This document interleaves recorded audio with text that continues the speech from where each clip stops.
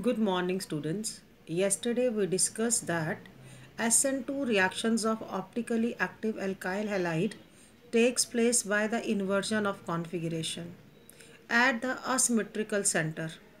While in SN1, if the alkyl halide is optically active, then the product is a racemic mixture. Today we'll be discussing elimination reaction, reaction with metals, and the chemical properties of haloarenes. First is the elimination reaction.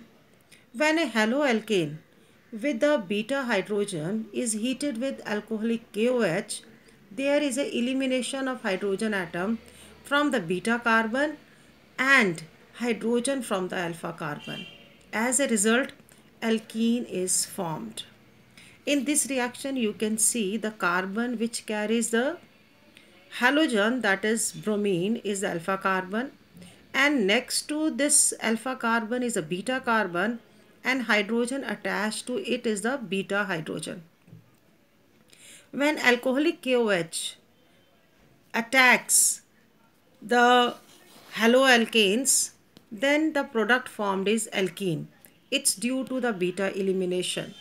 The halogen from the alpha carbon and hydrogen from the beta carbon is removed and the alkene is formed. Another reaction we can show here. Here we have taken 2-bromobutane. In this compound, the Br is attached to the carbon which is known as the alpha carbon, but there are 2 beta hydrogens. Now when alcoholic KOH is made to react with this compound, the 2 products are formed. One is but1ene and second is but2ene. The major product or the stable product is but2ene. Why it is so? Why the but2ene is the major product here? According to the Sedzeff rule, in dehydrohalogenation, the preferred product is that alkene which has the greater number of alkyl group attached to the doubly bonded carbon, or we can say that having the less number of hydrogen atom on the doubly bonded carbon atom. So that's why the product formed is the but2ene, because the hydrogen is removed from this beta carbon. Then is a reaction with metals. Ethyl bromide, when made to react with magnesium in the presence of dry ether, then ethyl magnesium bromide is formed, which is also known as the Grignard reagent. In RMgX, which is known as a Grignard reagent, the carbon and the magnesium bond is covalent but highly polar, and magnesium and halogen bond is ionic in nature. Due to high polarity, it is very reactive. They react with any source of protein or acidic hydrogen to form hydrocarbon. Here we have shown, we have taken Grignard reagent. When it reacts with the water, it forms the hydrocarbons.